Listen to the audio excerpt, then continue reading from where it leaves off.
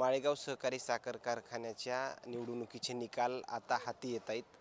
काही तासामध्ये जे आहे ते पूर्ण निकाल जो आहे तो स्पष्ट होईल. इतर मागासवर्गीय प्रवर्गातून जे निवडून आलेले उमेदवार शेंडेसाहेब माझ्यासोबत आहेत. निवडून आलाय पहिल्यांदा तर अभिनंदन. मात्र दुसरीकडं विरोधी गटाचे जे उमेदवार आहेत, जे सभासद आहेत की ते थेट म्हणतायत अजित पवार यांनी ही निवडणूक विकत घेतली. या राज्याचे कार्यक्षम उपमुख्यमंत्री नामदार अजितदादा पवारसाहेब आणि कार्यक्षम राज्यसभा खासदार तालिका अध्यक्ष खासदार सौ सुनेत्रावणी पवारसाहेब यांच्या आशीर्वादाने मी निलकंठेश्वर पॅनलचा संचालक म्हणून या ठिकाणी विजय झालेलो आहे. हे होत असताना मला आवर्जून सांगायचं आहे, विरोधक बेछूट आरोप करतात, त्या आरोपामध्ये कुठले तथ्य नाही. दादांनी एक सहकार क्षेत्रामध्ये दादाने इतका अभ्यास कोणाचा नाही आणि विशेषतः कारखानदारी क्षेत्रामध्ये दादाने इतका तज्ज्ञ मला वाटते महाराष्ट्रात आज कुणी नाही वसंतदादांच्या पाठीमागं. खरं तर निवडून आलाय, मात्र कारखान्याच्या सभासदासाठी काही विशेष गुड न्यूज वगैरे असणार आहे किंवा पुढलं विजन नेमकं काय असतं? दादांच्या डोक्यामध्ये विकासाचं पॅटर्न आणि विकासाचं व्हिजन एवढंच असतं. त्यांना चांगल्या इमारती असाव्यात, संस्थेच्या चांगले गोडाऊन्स असावेत, कामगारांना चांगला सवलती मिळाव्यात, त्यांना चांगला बोनस मिळावा, सभासदांनाही चांगला भाव मिळावा, हे दादांचं धोरण असतं. त्याच्यामध्ये वेगळं काय नाही. तुम्ही आतमधून आलायत, पूर्ण काउंटिंग पाहिली, किती उमेदवार आपल्या पॅनलचे निवडून आले?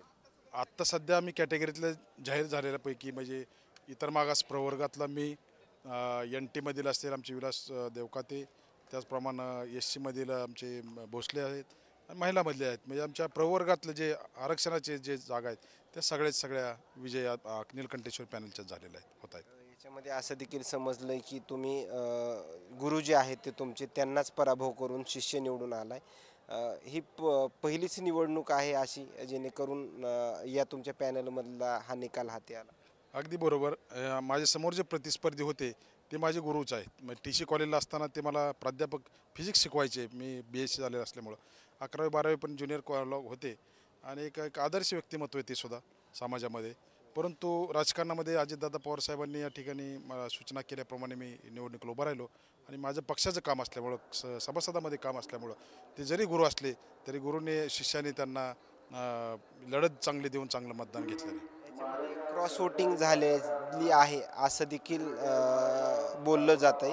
याच्यामध्ये जातीपातीचा फॅक्ट जो आहे तो पाहायला मिळाला आहे असं तुम्हाला वाटतंय? खूप असं नाही, पण थोड्या प्रमाणात झाला असेल. भावकी बेट असा थोडासा होतो खालच्या बाजूला, मोठ्या प्रमाणात नाही झाला पण थोड्या प्रमाणात झाला नाही. येणारा निकाल जो आहे तो काय अपेक्षित आहे? किती जागा आपल्या गटाच्या निवडून? निलकंठेश्वर पॅनलच्या 21 जागा अजितदादा पवारसाहेबांच्या नेतृत्वाखाली निवडून येतील आणि प्रचंड मताधिक्याने विजय होतील. 1000, 1200, 1500चं लीड कायम राहणार आहे सगळं. हे होते नितीनजी शेंडे आणि निवडून आलेले अजित पवार गटाचे उमेदवार. मात्र आणखीन काही नवीन अपडेट्स या बारामतीमधून मिळतील का हे पाहणं तेवढंच महत्त्वाचं ठरणार आहे. मात्र अजित पवार यांच्या गटामध्ये आता गोडधोडला सुरुवात झाली आहे. या निकालानंतर असंच आपल्याला काहीसं म्हणावं लागत. आरोप प्रत्यारोप तर होतच असतात, मात्र त्या पलीकडला निकाल जो आहे तो या ठिकाणी आल्याचं चित्र जे आहे ते पाहायला मिळतंय. हे शेंडे यांच्या प्रतिक्रियेच्या माध्यमातून आपल्याला दिसून येते. कॅमेरामॅन सोबत सूर्य दुजमडिया, बारामती.